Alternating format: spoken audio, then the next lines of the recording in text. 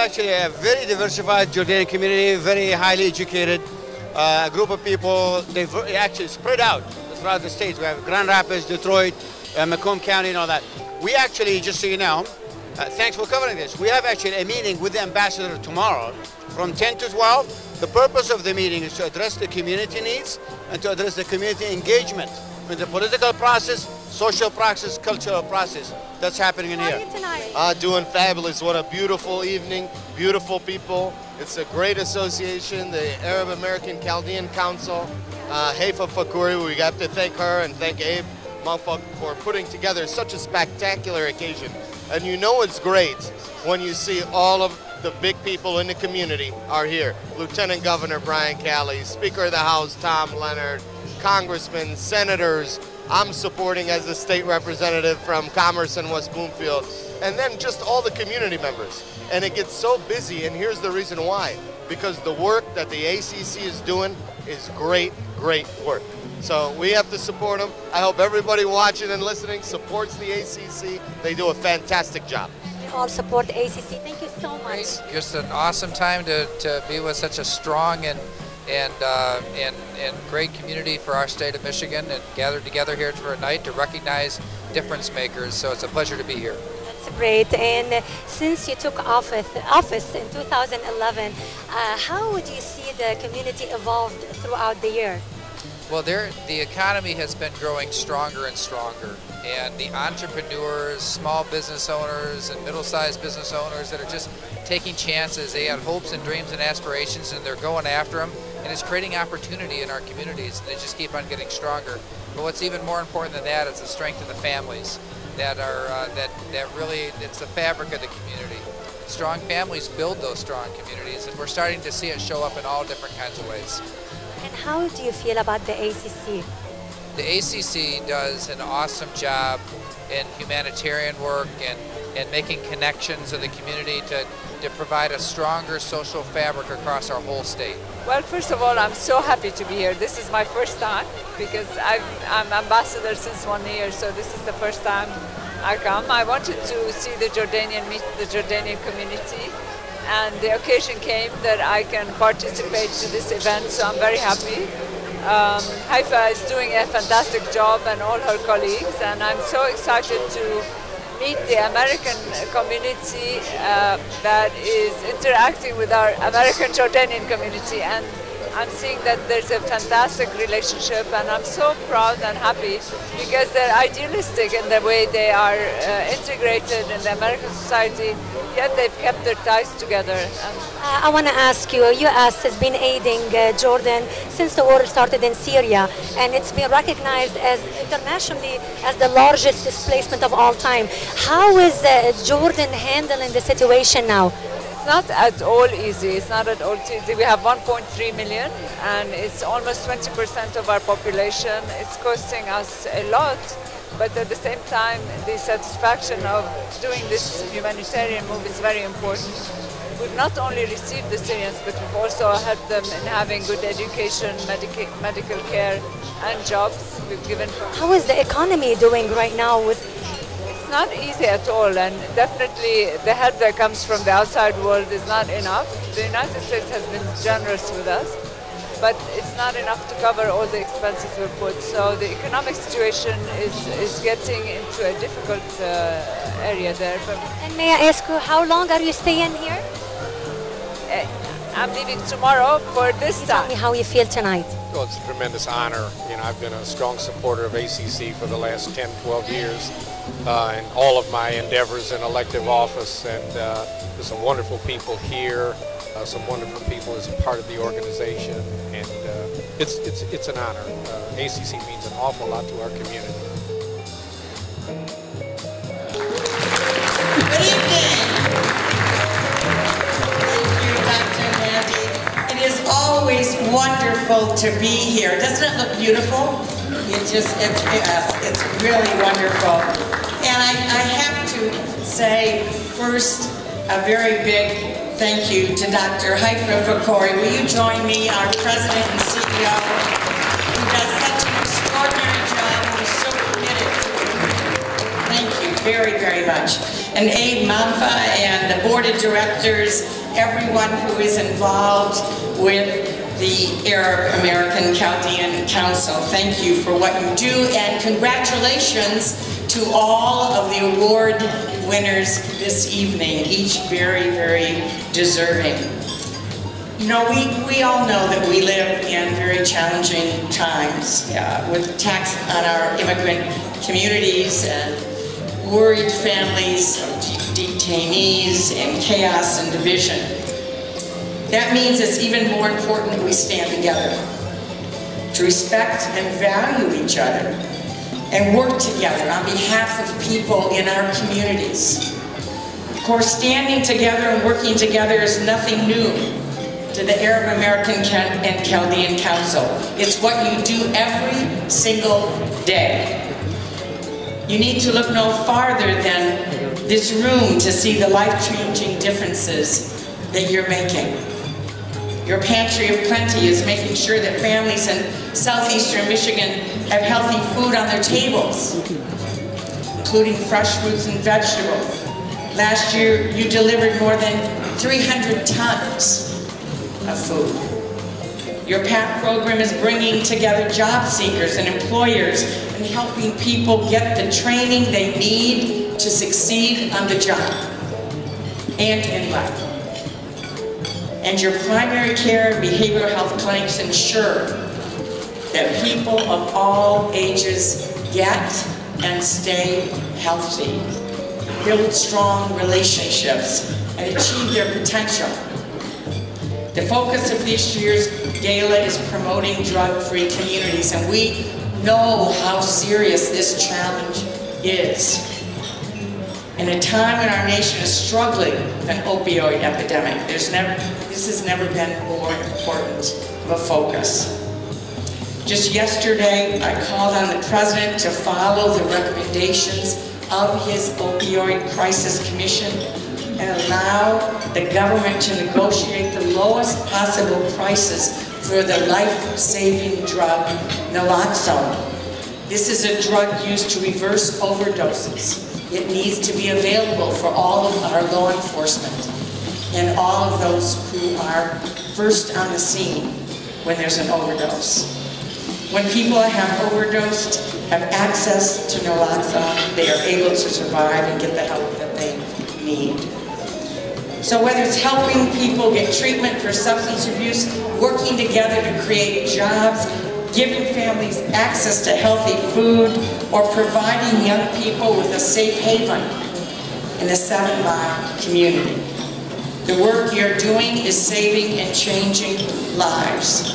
And so I'm honored to be here this evening to just simply say thank you for your hard work, for your friendship, and your dedication to serving others. Have a wonderful evening.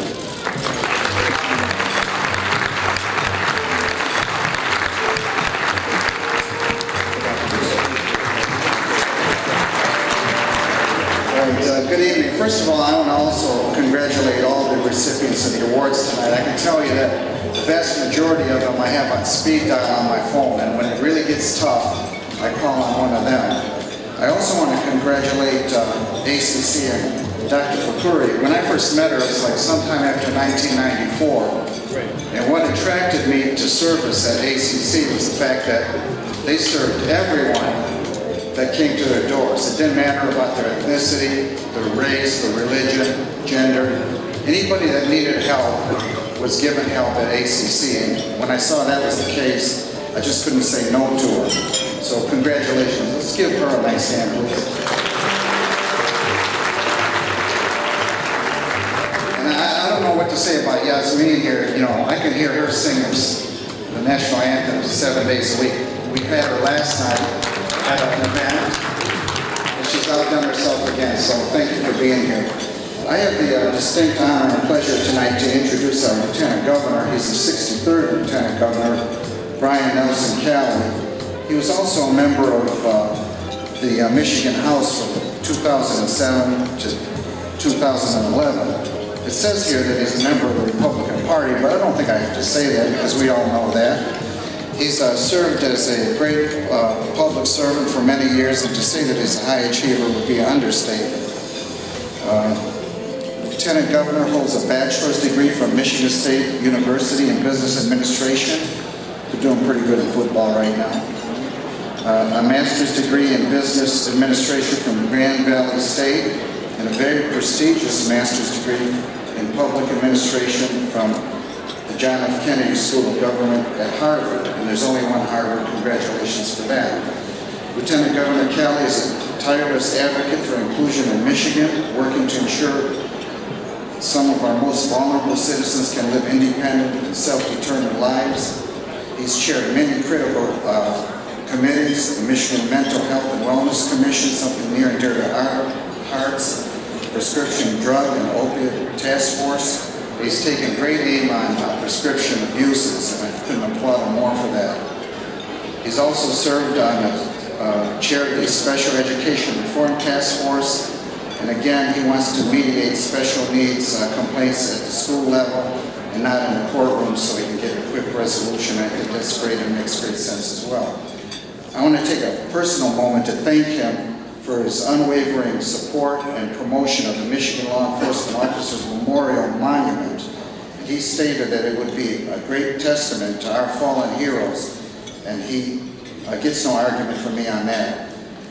He also stated that law enforcement are local heroes who put their lives on the line to keep our communities safe, and our societies just wouldn't work without them. And if you stop to think that across America, we have some 350 million people, and we have 800,000 men and women that work in law enforcement. That's a very small percentage of people that keep our nation safe. So with that, it's my privilege to call him a friend. He's truly pure Michigan. Please help me welcome our great Lieutenant Governor, Brian Kelly.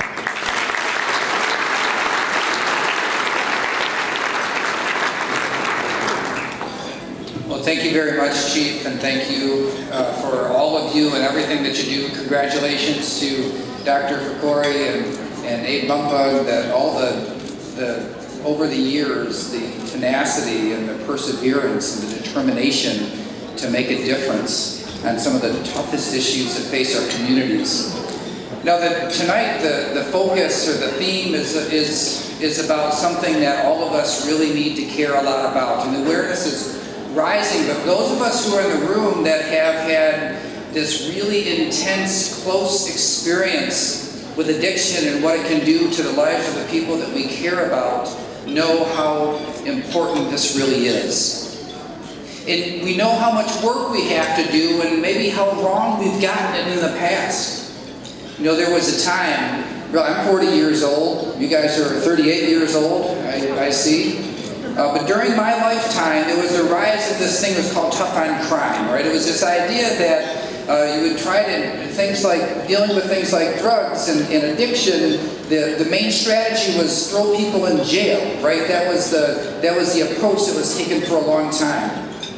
And I think now, decades into it, it is fair and safe to say that trying to treat addiction by putting people in jail has been a spectacular failure.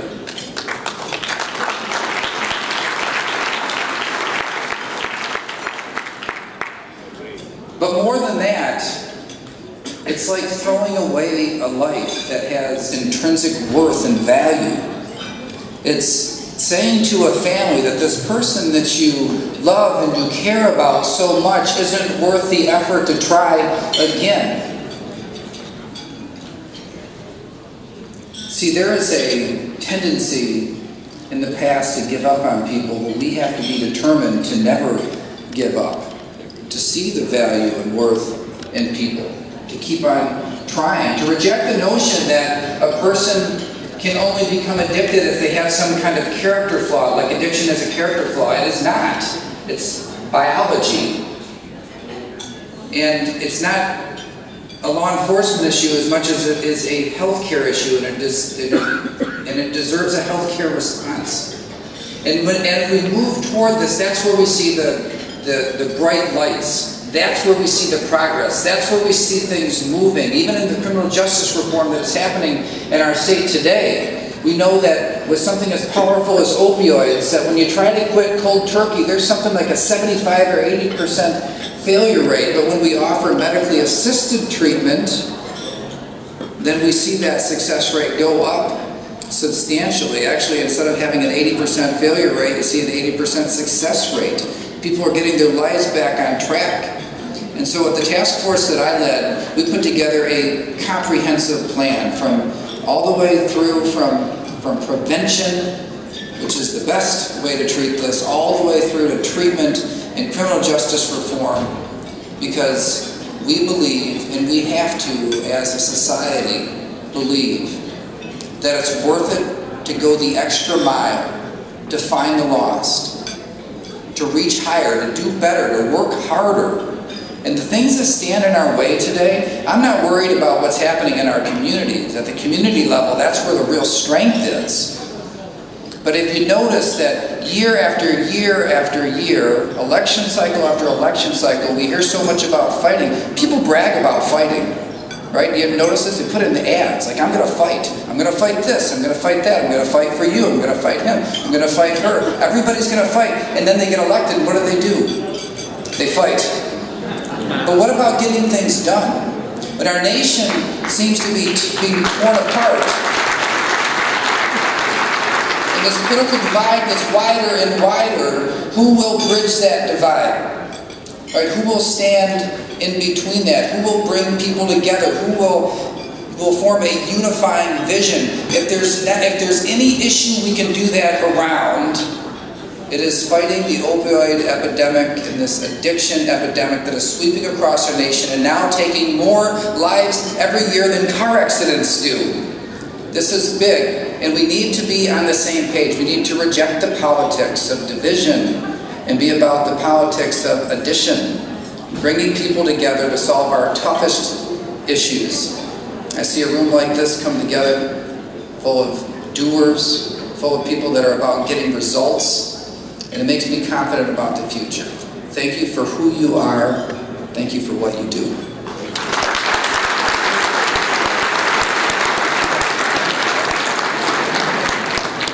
Tonight we have the honor of recognizing 6 individuals who, like the ACC, have committed themselves to their communities, both locally and in some cases on a larger scale. Each is dedicated to their given discipline and are true inspirations to thousands. Our first award recipient of the evening was first elected to serve the 93rd District in the Michigan House of Representatives in November 2012. He was re-elected to a second term in November 2014 and a third term in November 2016. In his third term, his colleagues elected him to serve as the Speaker of the House, the second youngest Speaker in America. And this year alone, he has led historic reforms in our teacher pension system, fought to cut our taxes, and is now leading a statewide bipartisan coalition to lower costs for families and reform a rate no-fault auto insurance system. During his tenure in the House, his accomplishments included legislation he sponsored to further prevent elder abuse and protect Michigan's most vulnerable citizens, the passage of Kevin's Law, which simplified the process of seeking court-ordered mental health treatment. And more recently, he appointed a mental health task force to help develop further solutions to this pressing issue. He also voted in favor of legislation and a budget that would promote skilled trades and increase opportunities for all Michigan workers. Prior to being a state representative, he served as an assistant attorney general for the state of Michigan and was prosecutor for Genesee County. Ladies and gentlemen, please join me in welcoming State Representative and Speaker of the House, Tom Leonard, this year's State Leadership Award recipient.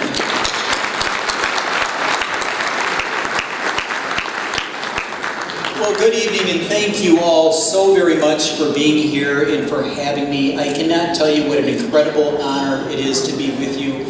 And I tell people all the time what an incredible blessing it is to serve as Speaker of this House of Representatives. And much of that is because of the big issues that we get to tackle, but most importantly, the awesome people that we get to work with on a daily basis. And Doc, when I look at you and your team and the things that you do, There's no other person, no other team I could be more proud to work with to solve Michigan's problems than the individuals sitting here in this room right now. Now, I tell people all the time, there's no way that government is going to be able to solve all of our problems. We need partners like you. And when I look at one of my top issues, mental health reform, you have all been there every step of the way. The Lieutenant Governor has been there every step of the way. We currently have a $2 billion corrections budget that costs us $38,000 per year per inmate. But two statistics that a lot of people don't know is this.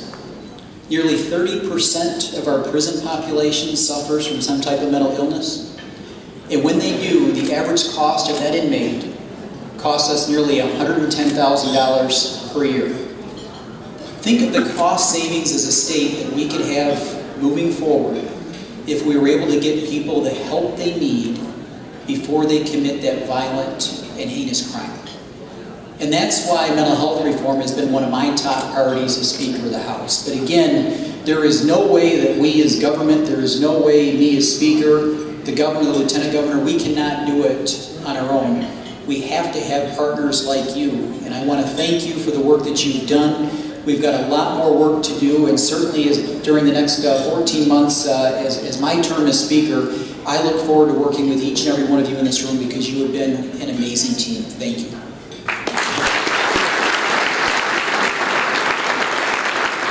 Congratulations, Speaker Leonard. We appreciate your commitment and dedication to our great state. Our 2017 Community Leadership Award recipient upholds the tradition while instilling these qualities in others. His dedication to public service began as a jail deputy for Wayne County Sheriff's Office. He made department history by becoming the youngest ever sergeant at the age of 26 and the youngest ever lieutenant at the age of 28. He was appointed sheriff in 2003 and elected to a full term in 2004 and 2008. In 2014, he was elected as Wayne County's 4th county executive with a strong mandate from voters to restore fiscal responsibility and ethical leadership to Michigan's largest county. Under his leadership, Wayne County has produced consecutive budget surpluses, increased funding for the county's pension system, and reduced unfunded health care liabilities by nearly $1 billion. The financial turnaround has earned Wayne County repeated credit rating upgrades from 3 Wall Street credit agencies. Wayne County has also streamlined operations to provide a better service to its residents. In addition, he was recently honored with the 2016 County Executive of the Year Award by the National Organization of Black County Officials for his work to turn around Wayne County's finances and improve operations. Ladies and gentlemen, please welcome and honor Wayne County Executive Warren C. Evans.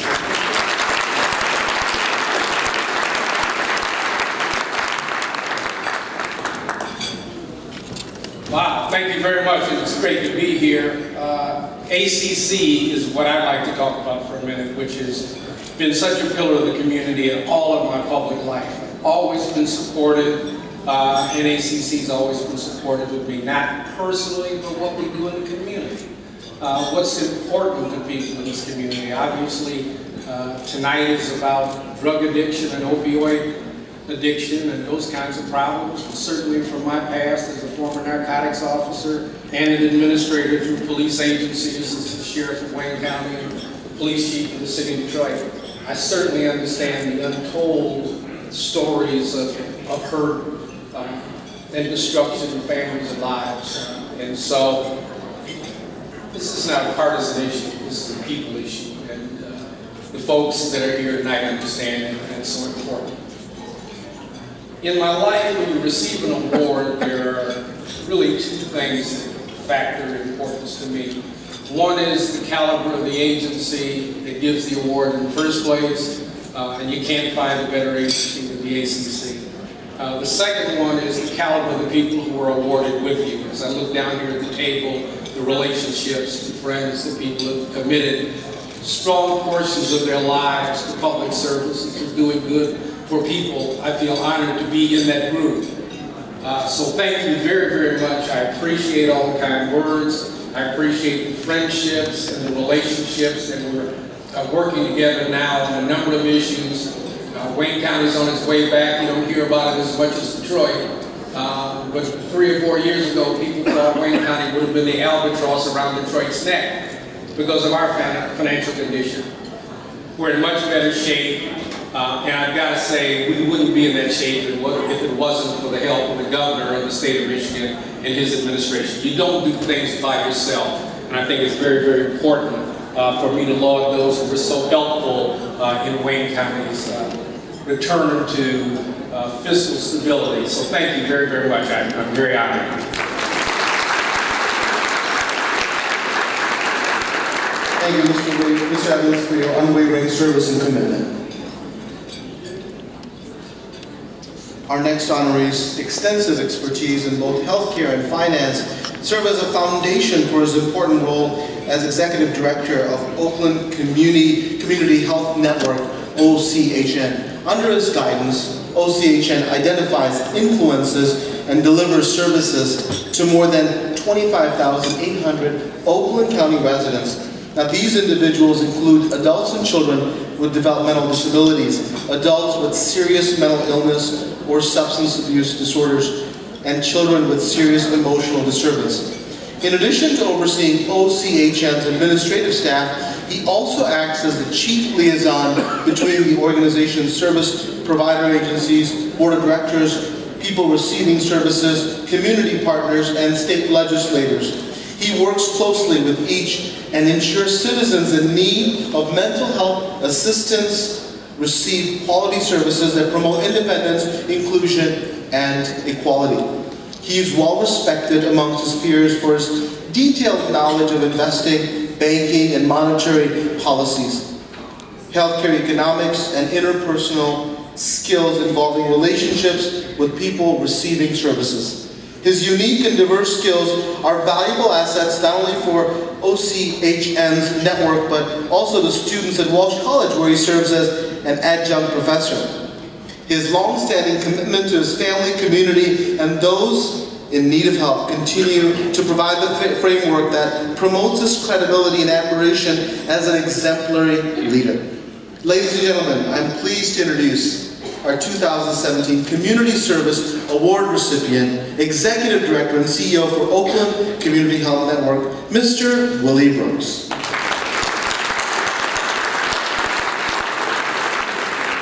Thank you very much.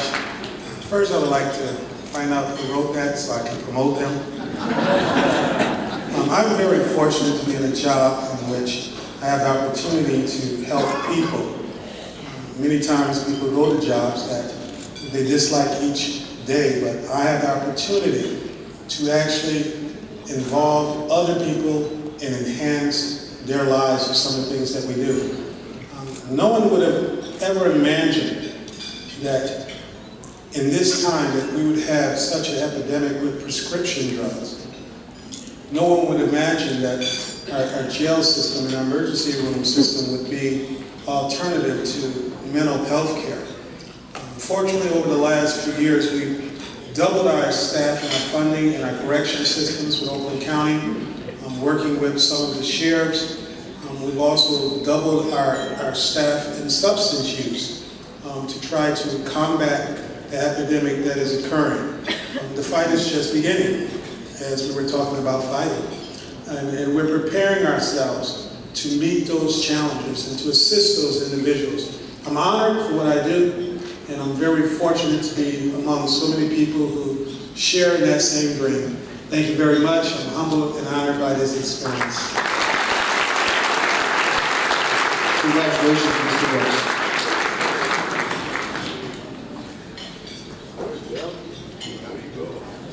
The next honoree has served as the Executive Director of Midtown Detroit Incorporated, or MDI, in Detroit, Michigan for 29 years. This nonprofit organization is responsible for community development, marketing, real estate, small business development, and arts programming, within Detroit's University Cultural Center and New Center districts, an area now known as Midtown. Under her direction, projects have been undertaken by the organization, including public improvements such as new streetscapes and park development, greenway planning and construction, and residential and commercial real estate development and management. MDI's newest initiative is the Live Midtown Residential Incentive Program that encourages employees of the anchors to move to Midtown. The organization also produces a number of signature art events, including the Art X Detroit, the Electricity, and Noel Night. Please join me in honoring a woman who has had a major part in revitalizing the great city of Detroit, the Executive Director of Midtown Detroit Incorporated, Susan T. Mosey. Thank you, everyone. It's really wonderful to be in a group like this, a group that obviously is very committed to working together to improve the community. And it's also great to receive the award from a group that's headed by this wonderful woman behind me, who has such passion for her work. The organization and her entire team are really impressive. I come from a background of regenerating neighborhoods. And they're in the business of also regenerating neighborhoods, and it's really tough work to do this. And you have to be extremely passionate, patient. You have to be willing to work with everyone and be willing to ask people for help.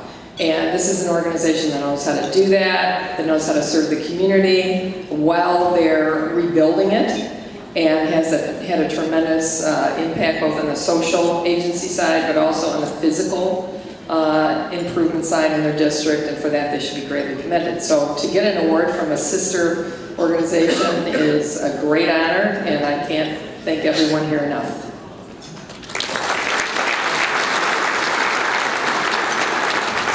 Thank you, Susan.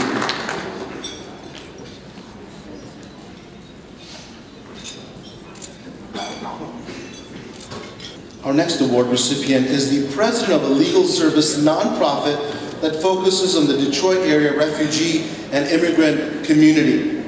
She co-founded CODE, C-O-D-E, in response to the influx of refugees coming from the Middle East in 2014. She's also one of the founders of the Keys Grace Academy, the first Chaldean Assyrian-centered public school academy in the United States, serving a large refugee and immigrant student population. A graduate of the Great Wayne State University Law School, she currently sits on the board of directors of the Chaldean American Bar Association and served as a board member of the International Network of Vocational Skills Training, or INVEST, an educational nonprofit organization dedicated to enriching the lives of underprivileged and immigrant communities in Metro Detroit. Needless to say, she's truly making a difference. Ladies and gentlemen, it's my honor to present you the president and director of Code Legal Aid, Nadine Yusuf Kalasha.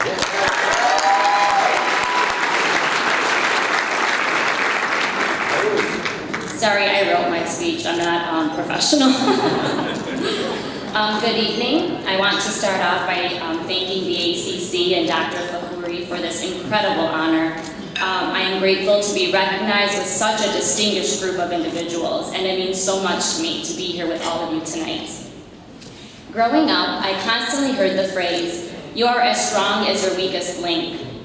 But when I was just a young girl on my basketball and dance team, I never gave much thought to what that phrase actually entails.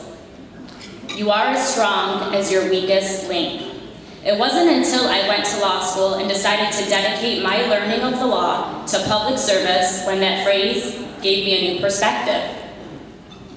My family has been in public service for as long as I can remember. I went to law school to not only continue the public service they instilled in me, but also to provide a different approach in helping marginalized communities with legal issues that they are not afforded. After graduation, I, along with my friend and law school colleague Nora, started CODE, a nonprofit legal aid clinic focused on the legal needs of the refugee and immigrant communities. The truth is, our communities are not as strong as the most successful and powerful in them.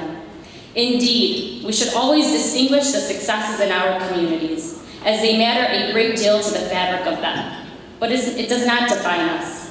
What defines our communities are the most vulnerable that stand among us and what we do to shield them. On Sunday, June 11th, when Immigration and Customs Enforcement raided the Chaldean, Assyrian, and Greater Iraqi community and detained 114 individuals, we were compelled to take action. We were told a plane would be leaving in just a few days to Iraq. And we knew our only options were to mobilize the community and the larger advocacy and civil rights groups in hopes to stop that from happening.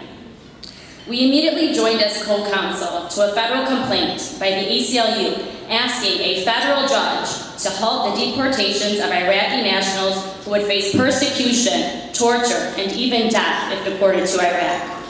We were successful. Around 1,400 Iraqi nationals with final orders of removal could not be deported to Iraq. We stopped planes from leaving. We stopped husbands from being separated from their wives, fathers from being separated from their children, sons and daughters from being separated from their parents. The fight, however, is not over. Our federal case continues. Our resolve has never been firmer. Our community has persevered. I thought I wouldn't be able to physically be here to accept this award. My wedding is tomorrow, and family has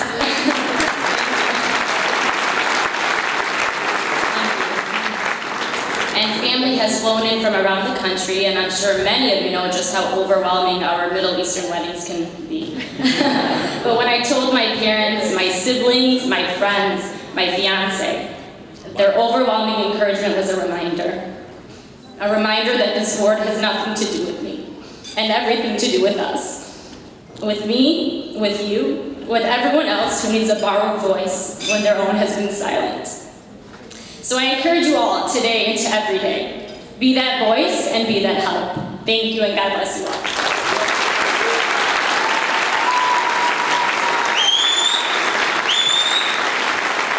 Congratulations, Ruby, and thank you for being here.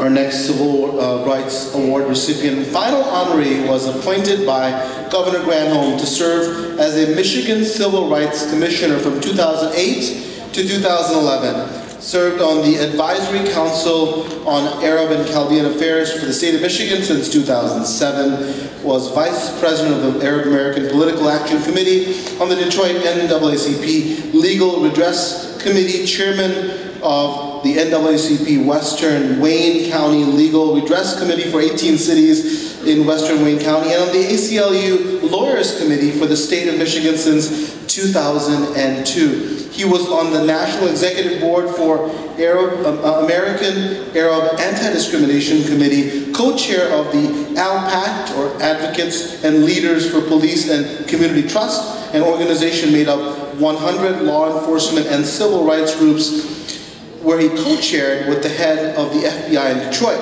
In addition, he's received numerous honors and has been featured in almost every major media outlet in the world, taking on cases to protect our nation's constitutional rights. Detroit News said he's a quote-unquote tireless crusader for civil rights since September 11, 2001. He currently serves on the Airport Authority Board, where we oversee Metro and Willow Run Airport operations, and is chairman of the board for the Arab American Civil Rights League. Ladies and gentlemen, please join me in congratulating Civil Rights Award recipient attorney Nabi Ayad.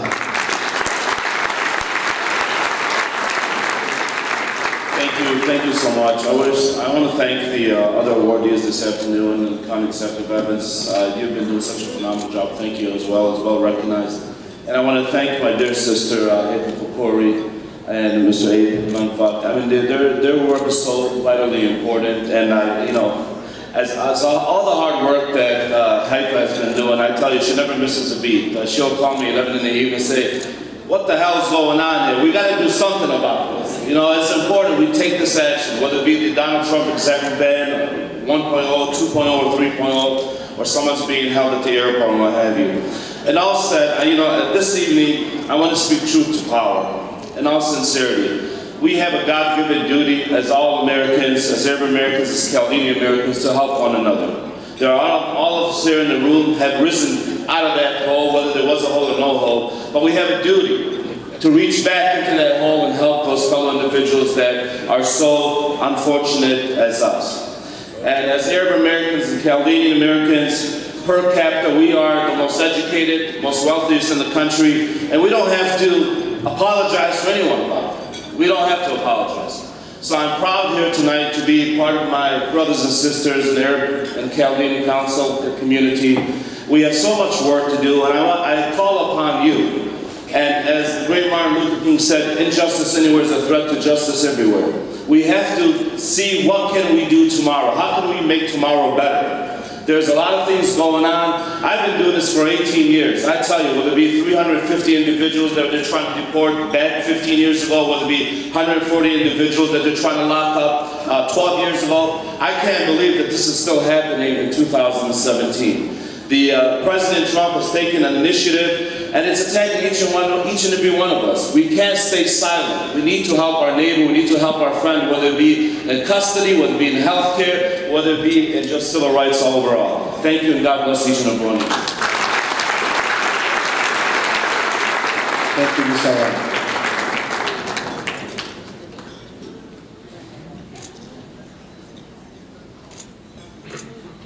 Ladies and gentlemen, please join me again in thanking all of tonight's awardees for their commitment to the great state of Michigan and its residents.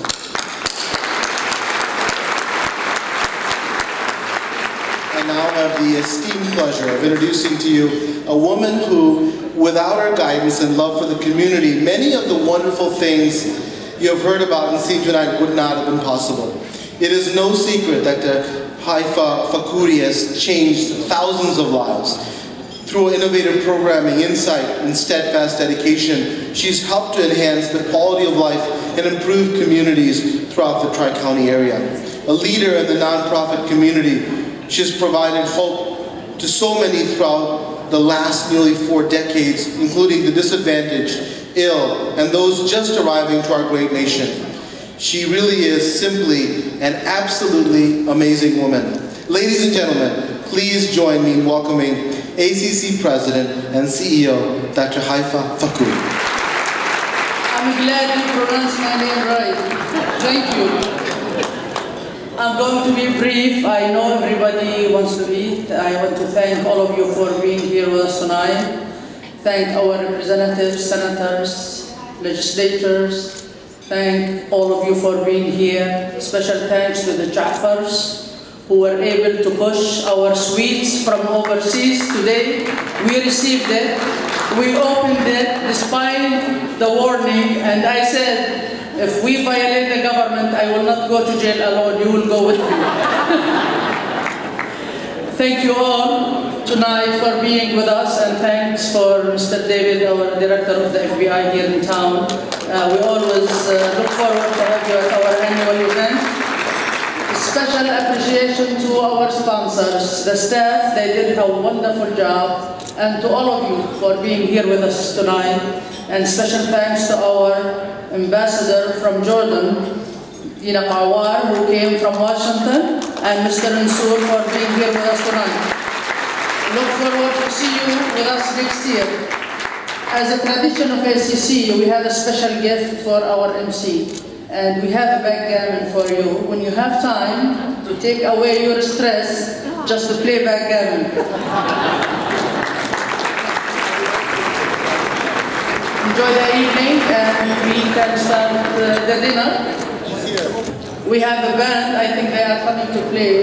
One of the students from Detroit Public School. Again, thank you for being here, and look forward to see you next year.